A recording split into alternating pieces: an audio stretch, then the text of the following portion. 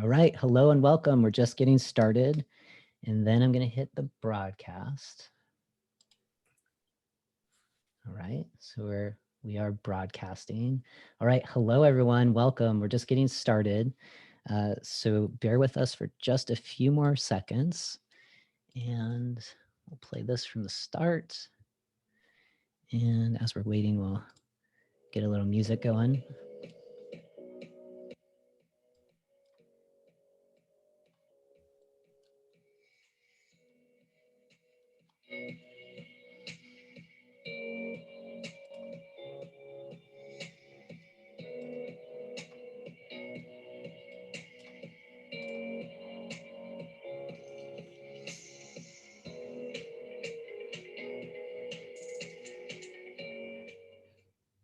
All right. All right. Hello and welcome, everyone. I am super excited that you're here. I see people rolling in right now into the space for the question and response session.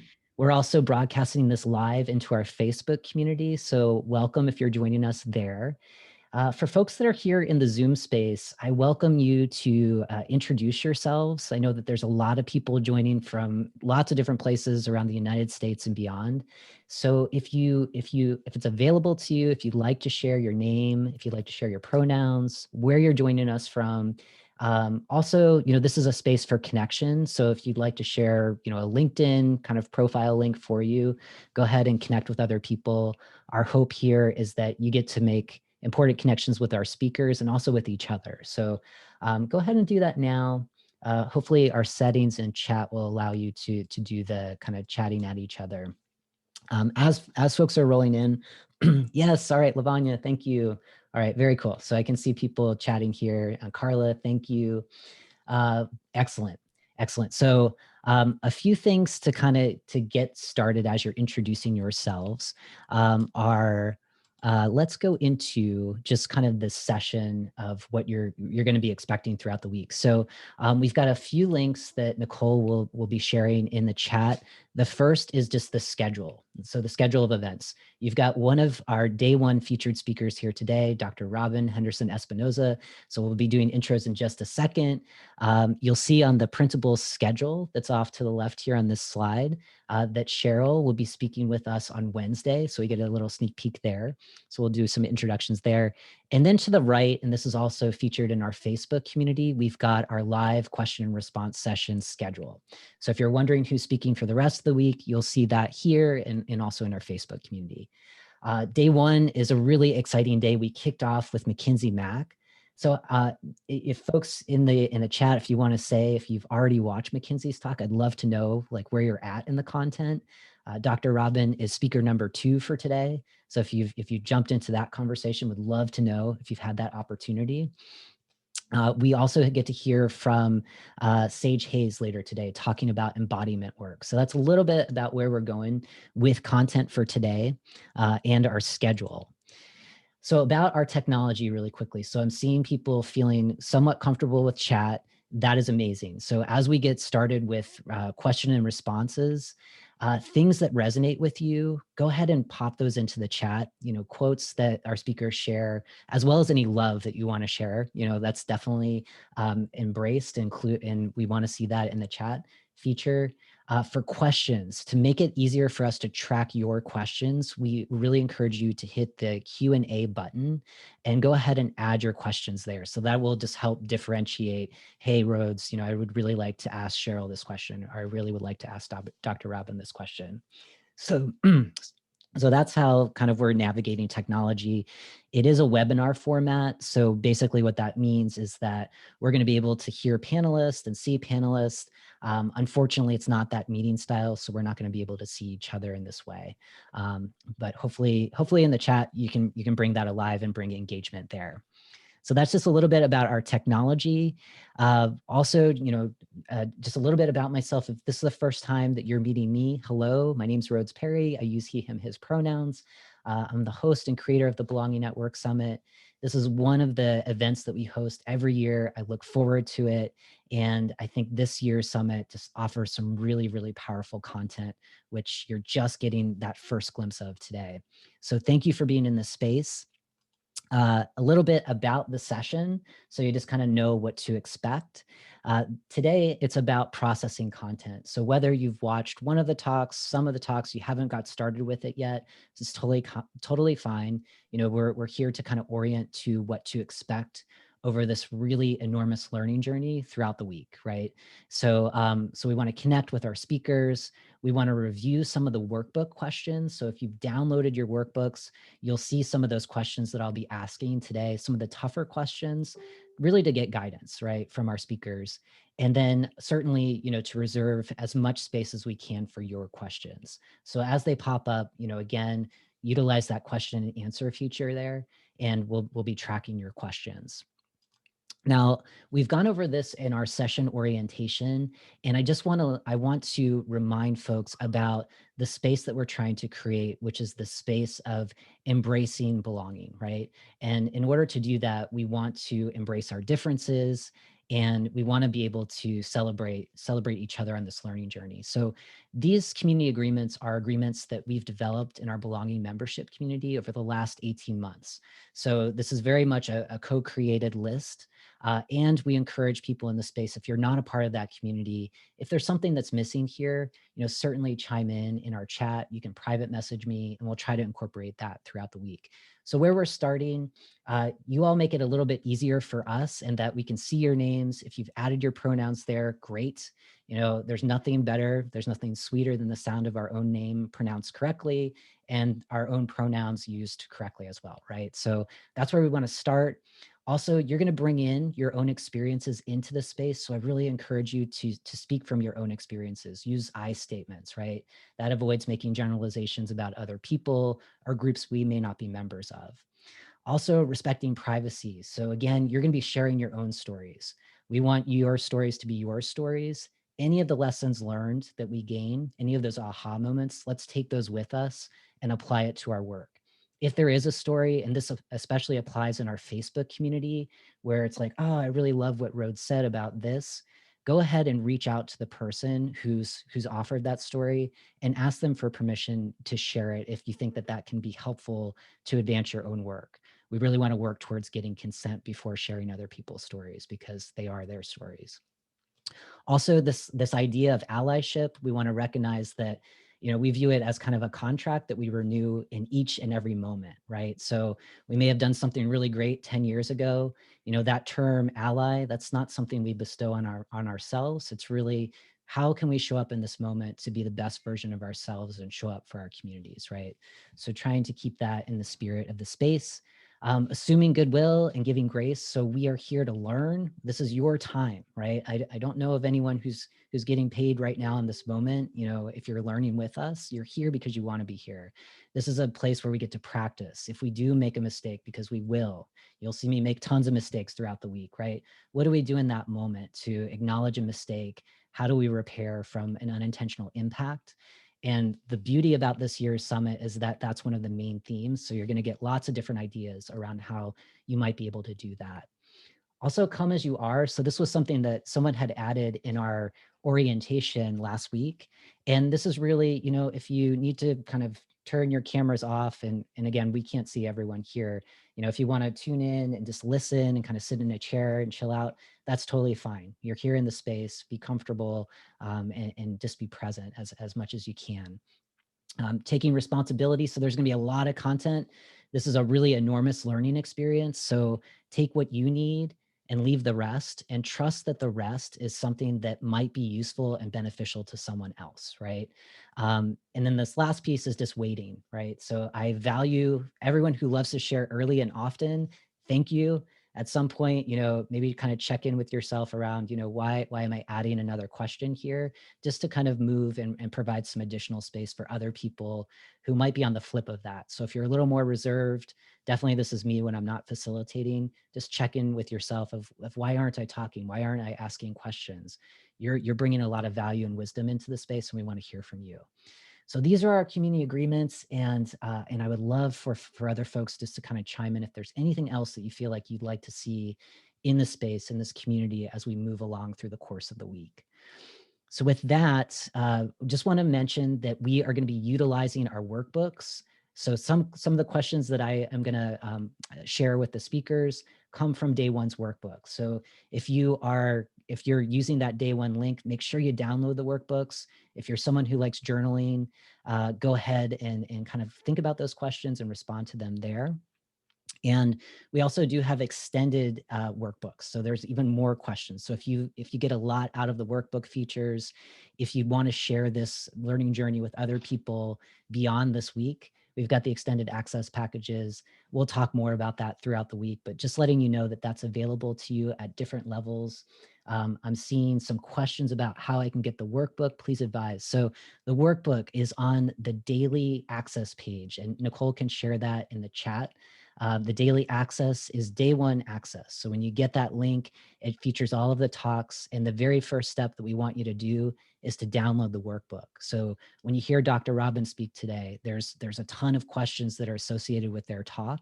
And so that's going to be really helpful for you to kind of take what's being shared in the talk and then adapt it to think about yourself and your own work. What are the lessons learned from this talk that can help you advance your own organization's DEI goals? So that's where you can find it. We'll go over some logistic questions at the end, but I'd love to reserve the rest of the time to share a little bit about our speakers. So what I'm going to do for that is I'm going to get out of PowerPoint so you can actually experience and see our speakers. So I'm going to stop the share here, and you can see all of our speakers. And I'd love to first introduce Cheryl Yi, me, Leong. Cheryl uses she, her, and they, them pronouns.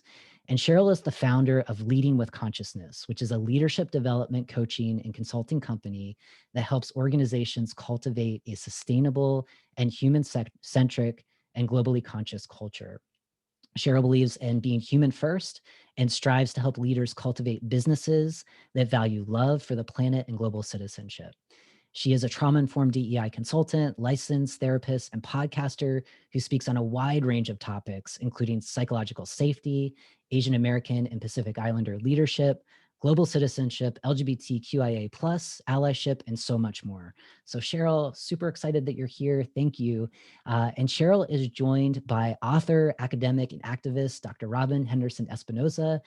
Dr. Robyn uses they, them pronouns, and they are a theologian, ethicist, and author based in Nashville, Tennessee. They work in the hybrid space of the church, the academy, and movements for justice.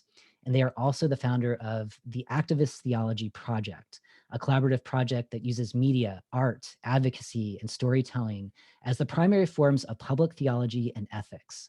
In Dr. Robyn's book, Activist Theology, they write, "One of the greatest things people need and want is to feel as though they belong in a group.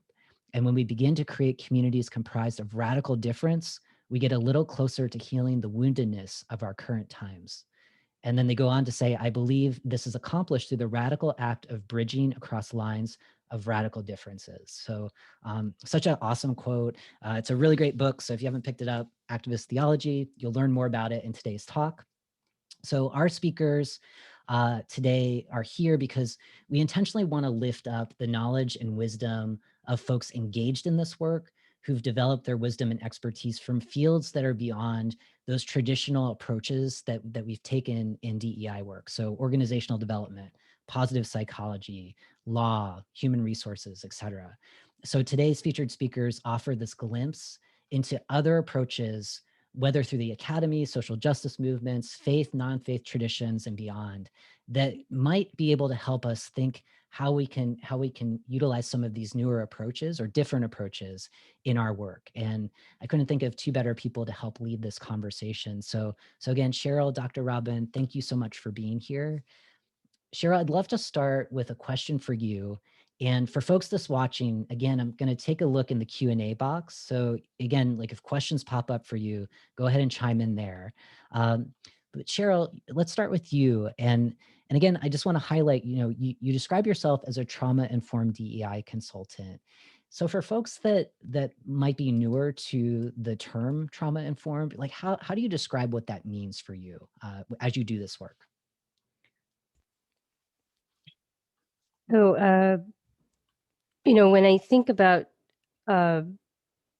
what something like racism is, or homophobia or transphobia, which are systemic issues in organizations and global society, um, we're looking at either subtle or very explicit and sometimes violent acts of exclusion. And when you think about exclusion as an archetype for the human psyche, these are actually traumas that have, gone on for as long as humanity can remember, right? What does it mean to be excluded from your group? What did it mean during the Ice Age? That pretty much meant a death sentence. Mhm. And so these are sort of almost evolutionary parts of our brains that get activated when we experience acts of exclusion. And so being trauma informed for me is recognizing that DEI work is essentially also trauma healing work. And as we do DEI work, without understanding that we are looking at trauma, sometimes we can, in fact, re-traumatize or create a situation that's not psychologically safe. Yeah.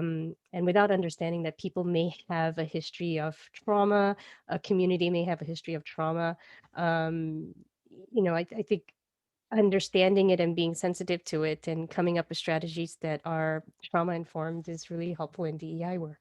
I hope I answered the question. That was fabulous, and I just kind of like a follow-up question for you. From your perspective, what might be lost if we as a field neglect to kind of really think, okay, as we're doing this work, knowing what you just shared, if we're excluding kind of the elements of trauma that are in fact, I mean, we're dealing with systemic trauma. We'll get to that question, but what is lost if we don't look at that work? I think it's in every, let's just talk about organizational work. If we're looking at recruitment, for example, how do we conduct interviews? Are we doing it in ways that are re-traumatizing or reinforcing traumatic aspects of society, right? Um, or when we talk about allyship, for example, um, how we sort of even educate folks on allyship. Mhm. Um, so an example would be one of the things that I've sorry, taking me a while to put my thoughts together, but an example of not being trauma informed, for example, would be to expect people from marginalized backgrounds, racialized folks to talk about their microaggressions in the workplace or macroaggressions in the workplace, not realizing that even talking about it could be re-traumatizing for the brain and actually can be a scary as well as hard situation to actually educate people with more privilege about what's going on, and then not thinking about what that looks like in terms of the relational dynamic at work. So something like that, for example, um, would be something that I would encourage people to think about and to think about, what it means to do DEI education or create strategies or interventions. Thinking about these sorts of things are just an example. Yeah, Yeah, no, that's a great yeah. example. That's a really great example. And if this brings up additional questions for you as you're listening to Cheryl, go ahead and pop those into the Q&A. And as you do, I want to hand it over to Dr. Robyn and start with just how you describe your leadership. I love when you describe it in the hybrid space of the church, the academy, and movements for justice, right? So you're bringing all of that into the work that you do every day. So what are ways that the approaches that you've gained from these different fields and disciplines, how can that help us inform our collective DEI work when we're trying to imagine a world of work that's never existed before? How might some of the approaches that you've gained, and I'm thinking in particular in movements for justice, that might be helpful for us to push further, to imagine something even more than what we're striving for right now? Yeah, first, just let me say that I'm really glad to be here with Cheryl, and always really love being in conversation with other people of color who come from an indigenous or non-Western perspective, because I think what we're seeing as a systemic issue is a particular sort of globalized, westernized mentality that privileges a kind of transactional relationality that stems from what I see in these three sites, the church, the academy, and movements for justice. These are all corporate And what I mean by that are these are large assembly-like frameworks. The church, people gather together, whatever, whatever church or religious orientation you have, there's probably some type of gathering body. The academy, same thing. Movements for justice, same thing. What is particular to each of those three is the kind of relationality that gets inbred in those systems, which I think is derived from capitalism and the sort of exploitation and competition relationality. I would sort of frame this through the language of transactions. I start there because if we can't acknowledge the kind of relationality into which we are socialized, then it's really hard for us to tackle questions like belonging or addressing multi-system harms that are lodged in our bodies. And then I think the third thing I would say is that each of these sites, the church, the academy, and movements, they often forget that we have bodies. And that might sound like an indictment on the movement world. And I don't mean it to be an indictment. What I want to happen is for us to remember ourselves, to put ourselves back together. We are fleshly bodies. We aren't just transactions. We aren't just mechanistic people. And so I sort of come to my work after spending 2 decades in the church and the academy and 2 decades in movement work, sort of paying close attention to the ways in which people treat each other. And what's really interesting is that these hurts and these harms, they get replicated in every system that we're in. Corporate world, in the business world, all the way down to faith communities. We might call it patriarchy or misogyny, but in the business world, we might call it discrimination. And these patterns are often because of things like systemic exclusion or an inability to hold the complexities of difference. And I think all of this revolves around how we understand being in relationship with one another, which often translates into we are not in relationship. We practice these transactions. This is why I tell all my students, I want you to be in therapy because I want you to know how to be in relationship and talk about your story and get to these things that show up in the classroom, as sort of reactionary moments to maybe something that, if we're talking about some taboo issue, what is our capacity to hold the complex nature of humanity? If we don't have a relationship with ourselves and with difference in each other, it's going to be really hard to practice things like belonging, inclusion, equity, etc.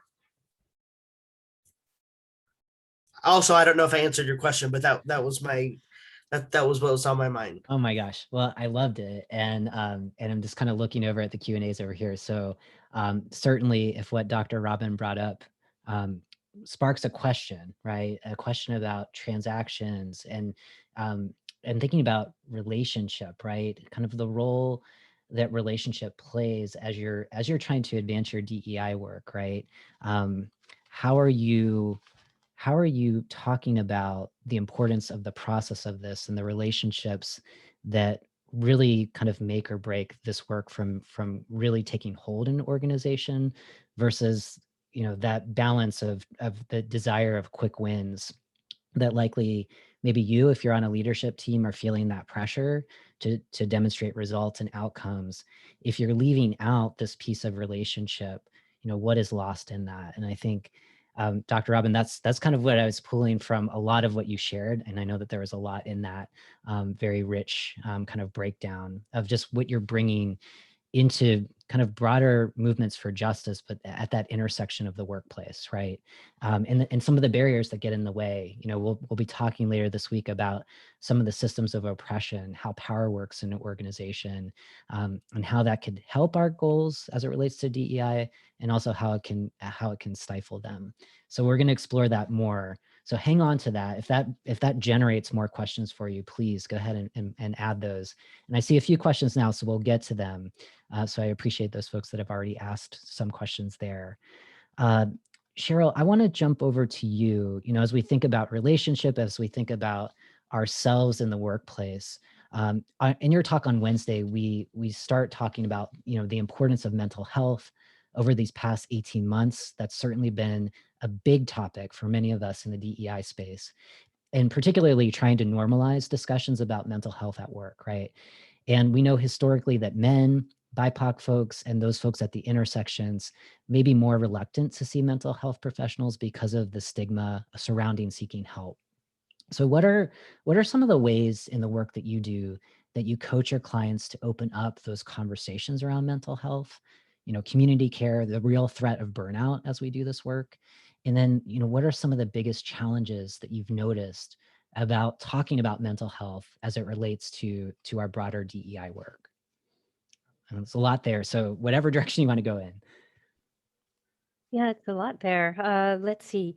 So for a start, as a therapist, and I'm not in my therapist capacity, but as someone who is licensed, I know that the institution of mental health itself has been harmful not just to Black, Indigenous people of color over history, but also to LGBTQIA plus folks, and immigrants as well. Like there's no question that there's been a lot of harm and even violence over history. So I think, um, specifically talking about mental health as an institution, um, finding culturally competent ways to talk to BIPOC, LGBTQIA plus folks about mental health is really important.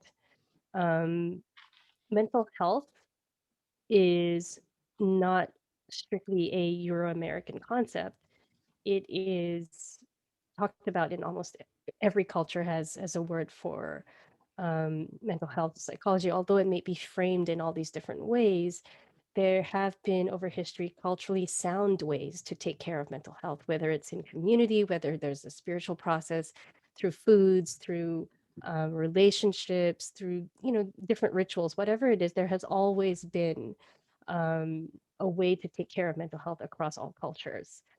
Um, so the stigma of mental health, um, for one, the root of it for me is about vulnerability. Can I say that I'm vulnerable in the workplace, Hmm. right?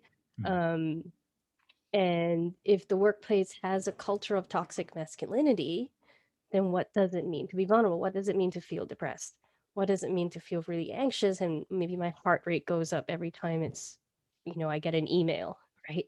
I'm triggered every time I get an email. It doesn't even matter what the email says. My heart rate goes up. That shows that mental health has already been affected by work. Um, so is this a workplace culture where people can be vulnerable and human? And like Dr. Robyn said earlier, like, can we be multidimensional human beings, right? Um, are we just robots in the workplace, or do we get to have a human psyche? Do we get to have a human body? This severing of mind and body was a European American sort of way of looking at mental health. A lot of other cultures don't look at mental health that way. Sometimes mental health is expressed through bodily symptoms, for example. Trauma is expressed in the body because it's muscle memory, it's remembering something. So I think that encouraging leaders to drop a lot of those toxic masculine beliefs, embracing the fact that people are human beings and that vulnerability is human, and that it is a pandemic, and we may have COVID-19 as a virus, but we also have mental health as another pandemic, right? And so recognizing that the workplace can do a lot to improve wellness and mental health, being open to hiring a consultant about it, a wellness and psychological consultant to help with these things. An industrial psychologist can help, a clinical psychologist can help who's familiar with systems and organizations. Recognizing also that the wellness industry has a lot of racism. And so making sure that, okay, yeah, you're going to bring in a yoga instructor. Let's not bring in someone who's like offensively, anti-Asian coming in, for example. So I think there's all these things. I'm sort of answering in this general way, but yeah, those are the things that come to mind when you ask that question. Yeah, thank you. Thank you for answering that. And I like what you were saying. I mean, everything. Kind of what stuck out for me is just, is this a place where I can be vulnerable, right? And all of the pieces that get in the way of that, starting with toxic masculinity, right? As barriers to do what drives connection, right? Of what we know, like empathy and vulnerability drives connection between each other, right? And the things that drive disengagement is when we can't have that in the workplace. And then that goes, I would imagine for a lot of people here in your organization, if you look at your values or the things that you prize, you're looking at those innovative workplaces, the creative workplaces. Well, that comes from vulnerability, that comes from psychological safety. And if those elements are missed, if you overlook them because of efficiency and speed and all the things, that kind of like distance us from our humanity, that's lost, and it's going against those values that at least are enshrined in your organization. So I really thank you for adding that. I think that's super helpful. And I'm seeing some more questions come in. So I see a question here of how can organizations see the value of rewarding vulnerability? So just because that's right on point here, I'm wondering if that sparks some ideas from you, Cheryl, or from you, Dr. Robyn. The question again is, how can organizations see the value of rewarding vulnerability? Outside of maybe listening to Brene Brown again and again speak about the power of it, but like, what are other, Yeah, I mean, no shade to Brene, but um, and since you brought it up, I feel compelled to say this, that what Brene is doing is not new. And for those of us who come from communities of culture, Asian culture, Latinx culture, like myself and Cheryl, emotionality, affect, and vulnerability is part of what it means to be human. So what we are really talking about here when we're talking about rewarding vulnerability is learning to be human with one another. As a trans person, as a trans masculine person, I'm trying to model a different kind and quality of masculinity, because just as Cheryl talked about, toxic masculinity is killing all of us, including men. So I'm not in favor of some sort of framework like rewarding vulnerability. What I'm in favor of is learning to be human with one another. And when we learn to be human with one another, vulnerability, affect, and emotion is part of that package. I'm really inspired by my ancestors who migrated from Oaxaca up to northern Mexico, the Republic of Texas, and some of the people that I continue to be inspired by are the Zapatistas in Chiapas, Mexico. And they really have done a lot of work over several decades of imagining another possible world. And I think that's really our question right now in the workplace. Can we imagine another possible world in our work life? Because if we don't imagine the world that we want in our work life, we can never manifest it. And it's going to take all of us. I mean, the village mentality that we derive from indigenous communities that gets erased by colonial powers, imperial powers, is very important. we need to learn to be community with one another again. That is what will create conditions for these code words called diversity, equity, and inclusion,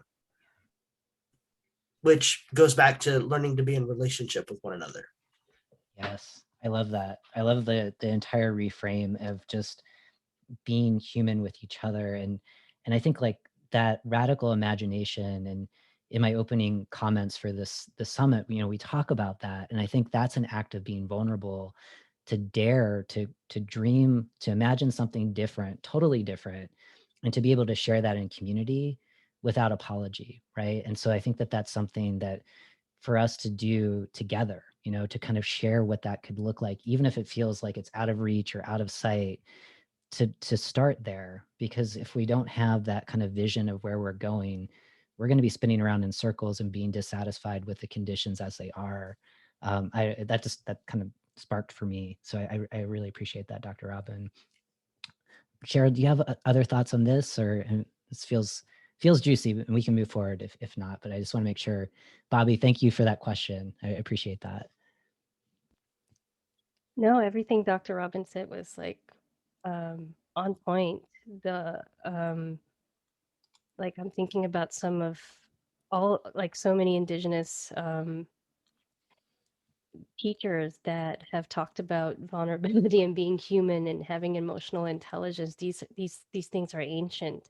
And yet today, emotional intelligence and vulnerability, these things have become, you know, multi-million dollar industries, right? And so I think that no disrespect again to some of these teachers, but these concepts aren't new. And I I do believe that um, even businesses that think about bottom line type stuff need to start shifting away from, in order to make a profit, I need to dehumanize the workplace. I need to dehumanize my employees.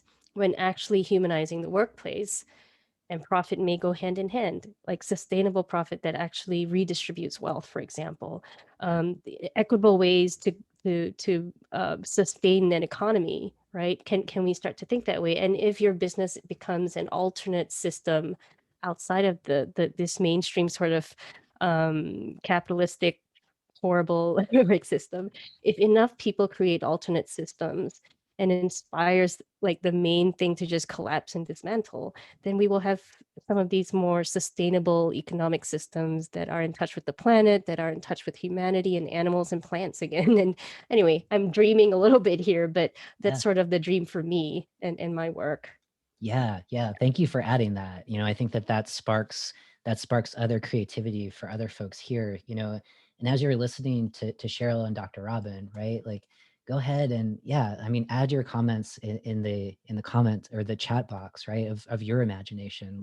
What sparks for you? You know, when you hear both of these visions of what was in the past and also what could be in the future, right? Because we know right now is not working. You know, we know that, right? And so that's why we're here. You know, so so Dr. Robyn, I want to go to something that you brought up in your talk today, which was something that you said about that we have to change our attitudes about people and also our practices if we want to confront and disrupt systems of dominance like white supremacy culture, patriarchy, capitalism, so many other systems of oppression, right? And so many organizations that I would imagine folks here encounter, I know that I encounter, fall into this trap of focusing on education that builds up the skills of their employees to try to begin disrupting these systems without taking the time to align their values, the broader organization systems, policies, cultural norms, et cetera, to set those employees up for success after they learn a new skill, right? And so what's your experience with this kind of disconnection, and what ideas might you offer to help us as we're thinking about how important alignment is as we're dreaming up this kind of future of a workplace, that we are kind of working on individuals to make those changes, and we also have to kind of change the organization itself and how it's structured? A great question. Thank you for it. We need to go back and sort of remember one of the problems with the dominant culture, and what I mean by that phrase is white-bodied folks is that there's no historical memory. And what we expect for the dominant culture and those who maybe are conditionally white due to skin color, like myself, or other folks who sort of internalize whiteness and are part of this dominant culture. What we expect as a culture is to read books, go to seminars, and sort of participate in this pedagogical model called the banking system, or the banking mentality, where we bank enough information and then try to metabolize it and then try to practice it. And the reason why that has become the prevailing model for teaching and learning is because we don't know how to be community with one another, and we actually don't know how to value the expertise of and the agency of those on the margins of the margins. So we create not only a caste system in terms of economics, but we create a class and caste system relative to our ability to understand propositional arguments, or what I would call the intellectual class. And so those of us who can sit through a 48-hour seminar, listen to someone tell us how to behave in the workplace, we then internalize that, and then we create entire corporations based off this model. This eviscerates every bit of humanity that we could have, right? And so what I would like to see, and what I do in my own organization, is I ask everyone who wants to work with us, what is your wish list for what you want to do with us? And then I compare the wish list to our values. And what we have done as a team in our collaborative project is make an entire list of personal values and then figure out what our organizational values are based on those personal values. So every person who comes to the Activist Theology Project, they bring their value system with them. And then we figure out, okay, so how do we integrate these personal values into organizational life? Why do we do this? Because the organization is made up of real people, other humans who are doing healing work in the world. Now, these values are all politicized, right? I mean, it's the values are like things like hospitality, generosity, relationship, learning to be with conflict, right? Because conflict is inevitable. And so we have created an organization based on our personal values. What that means is the organization shapes and shifts as people join it. We need to remember that the business world has created itself almost like an untouchable and invisible thing that can't shape and shift. And that is really what has got us all into the quandary that we're in, because our businesses are comprised of multiplicity. It's not homogeneous. And when I think about values, and when I think about how do we bring our values to the workplace, the first question I always ask people is, well, are you even interested in other people's values? Because if you're not, then there's no sense in having that values conversation. Yeah. But if you are, that is how we get to alignment. Alignment is also relational. It's personal and it's social. We can't create this hierarchy and call it alignment. This is why when I work with C-suite individuals, which is where often values originate, we can't depend on the trickle-down model. The C-suite has got to be in relationship with the rest of the organization or the rest of the company. If not, then we're going to continue to perpetuate the toxic value system that is bred in the C-suite. 100%. And I'm just looking at the chat over here. There's a lot of love coming at both of y'all. So definitely take a look, take a beat there. I love what you're saying, Dr. Robyn. And I like what you're talking about, the organization, and shaping and shifting, over time, evolving, right? Because organizations are, at the end of the day, groups of people, right? And I like that challenge that you offer when you're doing this kind of alignment and values work with leadership teams, right? Is asking that question of just like, do other people's values matter to you in relationship here in this space? And, just to ask that question, because why go through however long it takes to do the process that you do if people are not all in, right? And, I would imagine a lot of folks that are participating here doing DEI work have done some of this values work and alignment work. And, I hope that that's resonating, and I'm seeing that for sure in the chat. So and if I could just add one more thing, there's a Nahuatl term that really speaks to what I'm calling shape shifting, and it's called La Naguala. It's the shapeshifter. And shape shifting can really be an act of resistance in the business world, instead of just going with the flow and participating in the toxic conscription of value systems that are actually harmful and traumatizing. So again, I go back to the Zapatistas. Can we imagine another possible world in the business place? And if we can, we should do that. Yes, that is a call to action right there, and I love it. I love it.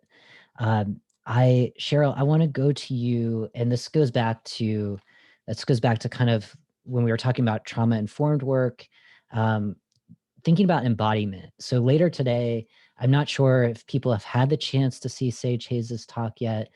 Sage believes that every DEI professional should learn more about the importance of embodiment work, or the work of becoming whole, as it relates to our body, our mind, our spirit.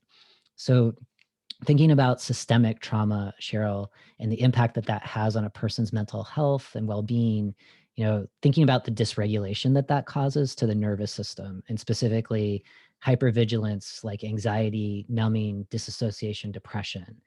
How does this systemic trauma show up in DEI space?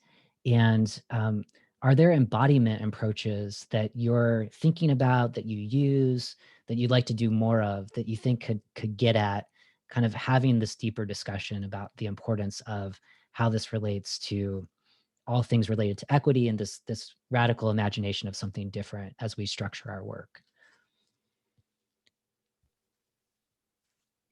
So, I'm thinking about this past year and a half and how I've shifted everything on Zoom. And so a lot of these embodied practices really have been more challenging over Zoom. But, even on Zoom, there's the whiteboard feature where people can draw, right? People still have a voice. They can use their voice to make sounds, song, music. People can still stretch behind the computer screen. Again, the severing of mind and body, and the sort of the empirical science way of looking at trauma, I think actually has held the field of mental health back in terms of understanding trauma to begin with. And so, you know, uh, using even things like play, expressive arts, these are all sort of uh, things that help people get in touch with what it means to be human again. When I look at the Industrial Revolution, I think about how the workplace is today and how a lot of that just was a product of how can we get these people to produce in the factory. You sit down in front of a sewing machine from 9 to 5, you get a little break to eat lunch. Um, but the rest of the time you are expected to use your hands, and your hands are all that matters in this factory. That was the Industrial Revolution. Um, work was not that way prior to the Industrial Revolution. I mean, society was very different prior to the Industrial Revolution. We're in an era now where, we have a lot of robots coming up, right? And even DEI consulting, there's AI that takes over a lot of our jobs now, a lot of the metrics and all that. It's a lot of the education now, AI platforms are doing a lot of DEI work.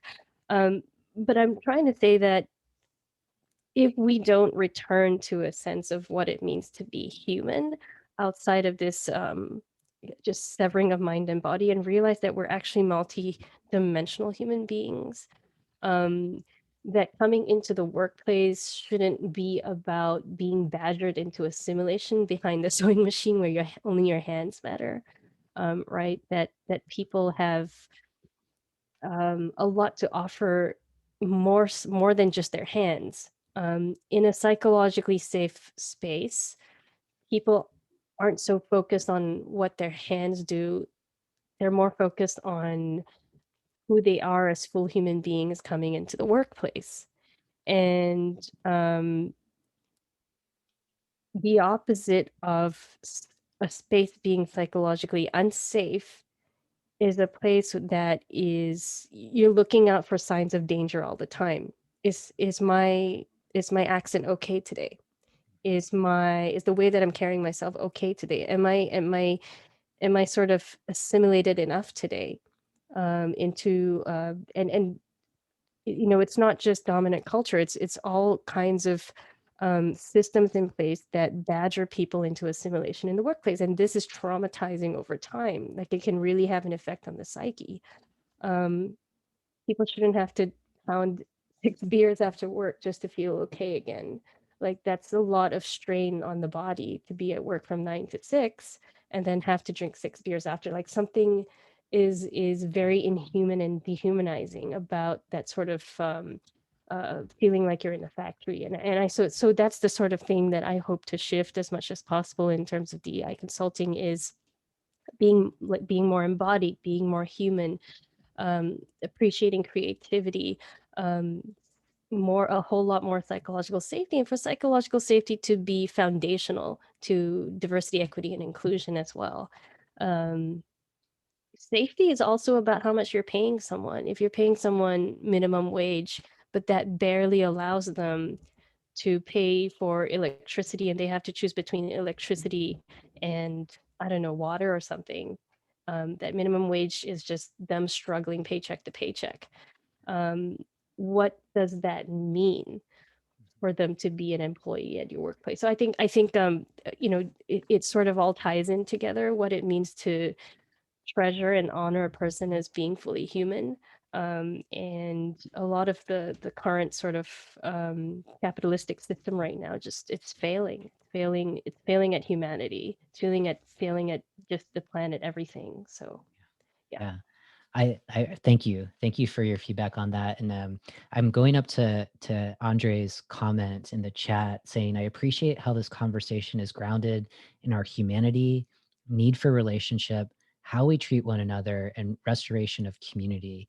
Great way to unpack DEI. So, and I think Dr. Robyn, Cheryl, you're both just kind of adding to that, and such a great way to kick off today's question and response session.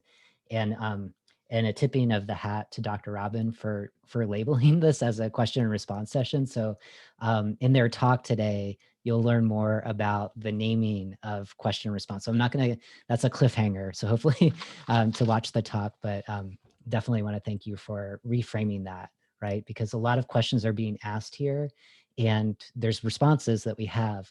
Hopefully those responses are helping you all think about your work, think about how to advance it, think about kind of workshopping some of the biggest challenges that you have, and they may not, right? So there's some humility as we're doing this work together, as we're learning from each other, and absolutely from the comments that you're adding in the chat box. So thank you for that.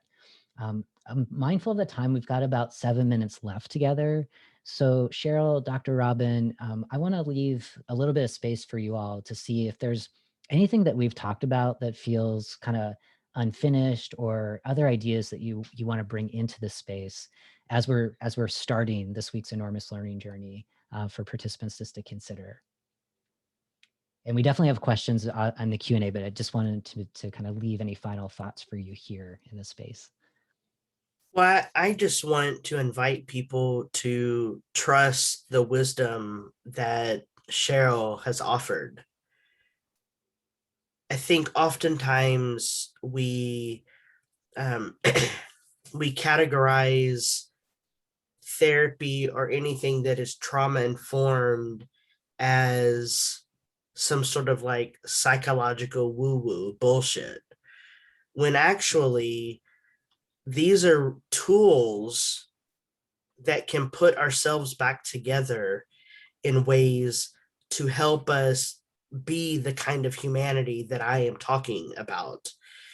And Cheryl has offered us a great amount of wisdom, and I just want people to hang on to that, because I think moments like these are very special for people, and we live in this culture of hyper consumption.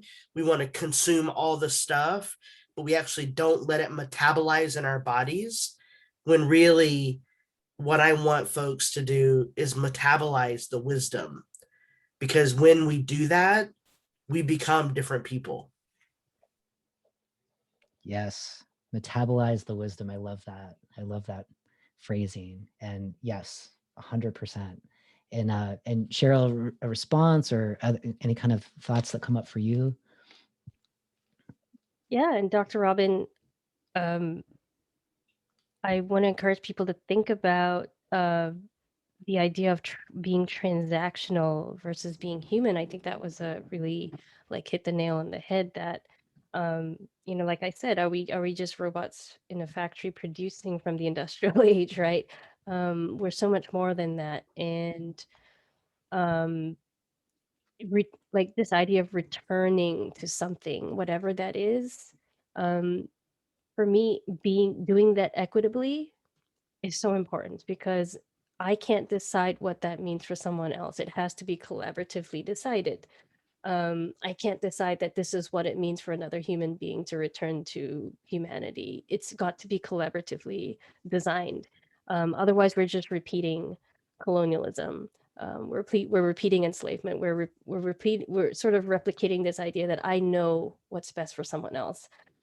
So finding equitable ways to return to humanity as a team rather than me telling you what to do is sort of maybe the last piece that I wanted to add in. Yeah, yeah. I love how you're both kind of reacting to what each other is sharing. So I think that's beautiful in the space. So thank you for doing that. There's kind of two questions that are popping up here. And I know we're almost at the end of time, but I think this is important because today, in particular in Dr. Robyn's talk, we're talking about bridging across radical differences. So Mimi had brought up a question about how to do this when, you're coming at very extreme radical differences as it shows up in the workplace, right? And James adds to that, saying critical race theory is all the buzz right now. For those who are against critical race theory, how do you convince them that DEI work is needed when they may see DEI as another way to somehow separate us, or and then it breaks off, but as another way to separate us? So I feel like that we can kind of talk about bridging radical differences as it relates to critical race theory. And Dr. Robyn, I want to turn to you, since you're talking about bridging across differences. What do you do with that, if as it shows up in the classroom and the work that you do, that might be transferable for those of us doing this work in the workplace when you're working with, C-suite teams, executive leaders? How do you address this particular question? Yeah, this idea of bridging with radical difference or across radical difference, we can go back and read Audre Lorde, Uses of the Erotic, and see some of this come through. We can read a bunch of people, women of color particularly, who sort of talk about this. And what we need to be very clear on is we don't have a multiplicity of voices in the corporate world right now. We have a singular assimilationist voice in the corporate world right now. And if we're really serious about quote unquote diversifying our corporate world, then we need to lean in to multiplicity. We need to lean into something like bridging with radical difference. And the withness is really important here. The withness indicates relationship. How do we do that with the kinds of differences that I know exist in the world? This isn't about politicizing the workplace. It is about creating a kind of space where people can go to work from 8 to 4, 7 to 3, 9 to 5, and not be harassed, not be bullied, and like do their fucking job. Yeah. Like plain and simple. Yeah. How do you create conditions for people to go to work and do their job? It has to be about relationships.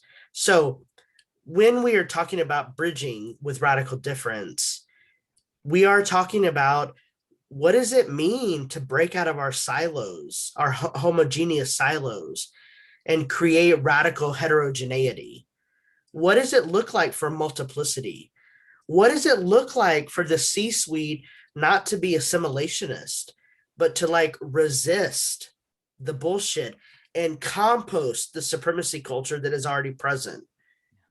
That is how we start bridging. With regard to the critical race theory question, like any academic tool, critical race theory is another methodological tool that helps illumine the ways in which white-bodied supremacy impacts those who are non-white. And DEI work on a surface level is just coded language for we want to tolerate people. And if you're really serious about creating a diverse and equitable and inclusive workspace, then people will begin to create relationships with people who don't look like them, who don't have the same educational background as them, who have a different ability as them. I'm always amazed when I come out and I tell people that I live on the autism spectrum. They say, "Oh, but you're so high functioning," and I want to say, like, you don't say those things. Right. This is an opportunity to be with difference. It doesn't matter that I have a PhD. There's a lot of harm that happened in those 7 years. Mm-hmm. What matters now is how do we imagine the kind of diverse, equitable, and inclusive workspace that we want? I hope that people will start from the place of personal and social values. And if you want to read critical race theory to help inform your values, great. And also, these are methodological tools. I mean, there are other tools out there that can inform DEI training. Yeah. Yeah. So good and so powerful. And I want to thank you both for hanging a little bit longer, and want to be respectful of that. If you have to jump, I know that you both are super busy, so please feel free if you have to jump off. And Cheryl, you went away, but if you have something to add to this part of the conversation, you're welcome to it. I want to kind of let folks know you've made it to the end of our first question and response session. This was really great. Andre, I really like your summation of this conversation about rooting this in our humanity and the need for relationship. And I feel both Cheryl and Dr. Robyn, you really highlighted that in your different responses here today.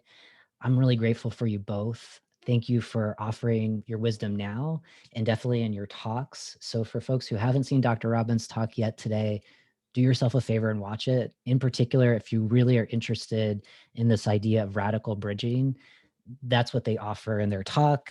Definitely check out their book, Activist Theology. I love it. It's a great book. For Cheryl, we'll make sure that everyone's contact information is on our speaker pages. So if you're interested in learning more about the work of these two speakers, that's all included in our resource guide that everyone will get at the end of the summit week. thank you both for being here. Any last things that you want to say before we close out? If not, again, thank you. Cheryl, I feel like there's something that you wanted to say. So Oh, no, I just wanted to thank you for having me. Thank you. absolutely. Yeah, it was a pleasure. And Dr. Robyn, thank you as well. For everyone today, if there are logistic questions that you have, I'm going to hang around for just a little while longer to answer those. I saw a few of those questions early on. So I'll be in this space. To close out, for the rest of the day, you have until tomorrow morning, 9 a.m. Pacific time, 12 p.m. Eastern time, to watch all of the first day's talks. So if you're worried about not having enough time, there's a lot of different extended access passes that you can check out. That's the best way that we can ensure accessibility for all of the talks that are transcribed. We've got closed captions. Accessibility matters to us, so that's something that we don't compromise on, as well as compensating our speakers for their time. So if you have made a purchase for extended access, thank you. That's a great way to support this work. And again, for our speakers, thank you so much for being here. I will see you all hopefully soon, maybe in person at some point. So keep doing the amazing leadership and the work that you're doing in the world to help us radically imagine something different, because we need it. So thank you both. It was a pleasure. And for anyone who has logistics questions, I'm going to be here for a little while longer after. So if you have to go, bye, everyone. It was great seeing you. I'll see you tomorrow, same time, same place. And tomorrow we get to hear from Mackenzie Mack and Dr. Leticia Nieto. So really looking forward to that conversation. All right. Thanks, Cheryl. Thanks, Dr. Robyn. It's great. Thanks, Rhodes. It's good to be here. I'm really grateful that I was paired with Cheryl. Thank you. Yes, you all were the dynamic duo. So thank you so much. Appreciate it. Bye. Bye. Thank you. Appreciated it too, Dr. Robyn.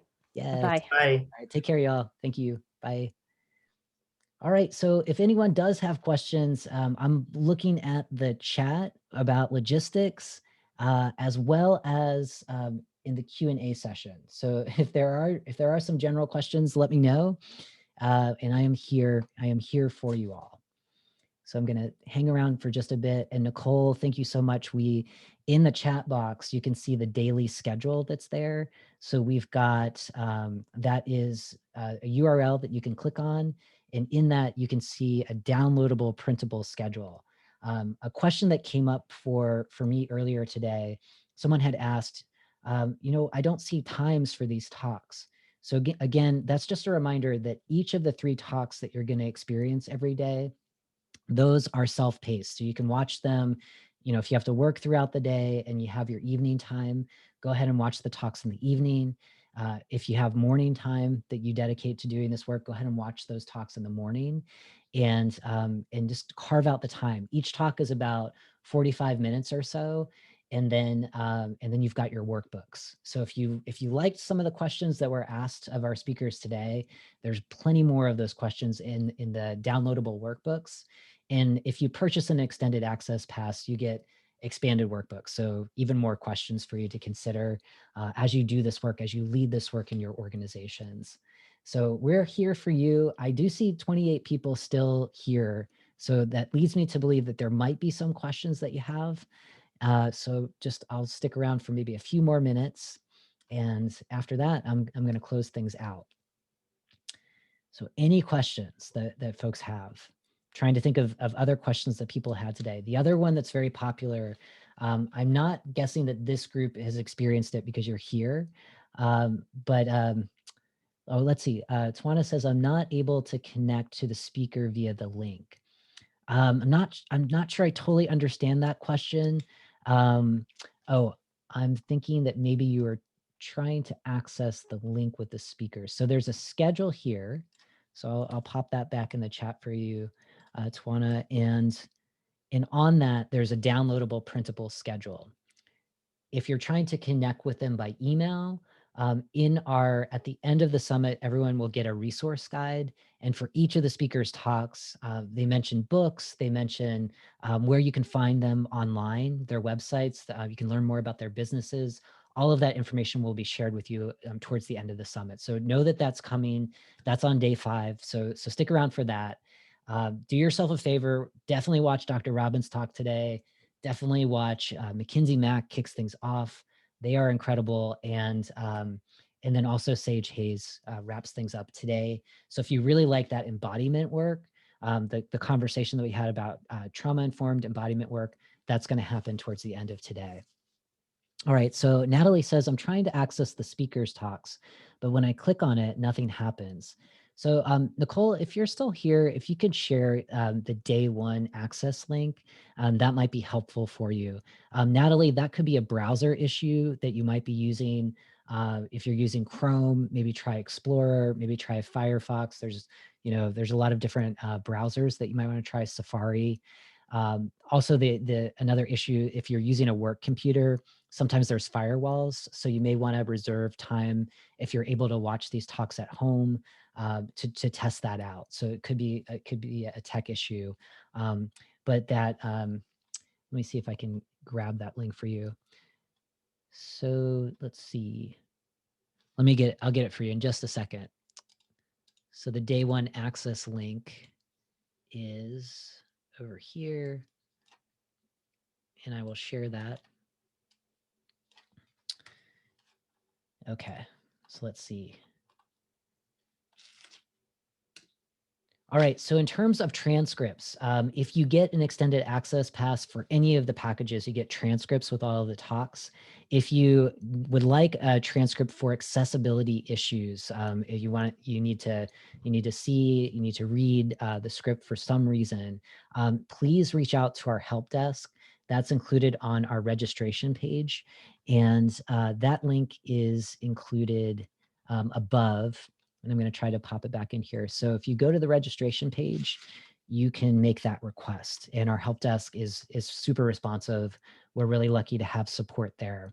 So again, for accessibility reasons, if you need the transcript, please go ahead and click on that registration link, ask the help desk, and they'll hook you up with that. So great question there, April. Appreciate it. Let's see. Okay, thank you. Other questions, I want to make sure. So Christina says, I'm not finding the replay link for all of today's sessions. So I think that was answered with the day one link. So I don't see any other questions in here.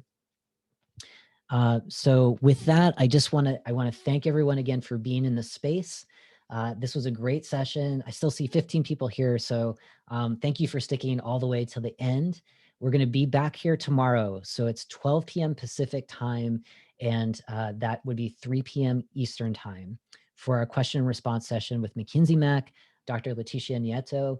And then later in the day, you're going to get a couple of emails about this later tonight, tomorrow morning, and then about an hour before we go live at 3 p.m. Pacific time, 6 p.m. Eastern time. We're doing a session called Dismantling White Supremacy Anchored Within. This is a session for all of us to explore how white supremacy culture shows up in our approaches to doing diversity, equity, and inclusion work, and how we can be more mindful of noticing and naming these traits of white supremacy culture, and how to find antidotes to disrupt them and ultimately abandon embracing these traits. So please check that out tomorrow. It's going to be really insightful. That session is led by Rika Salonon and Brad Fortier and myself, and it's capped at a live viewing audience of 100 people. So if this is something that drew you to the summit, please be sure to register early and arrive early, because once we hit that 100-person threshold, we'll be able to do breakouts in the Zoom session.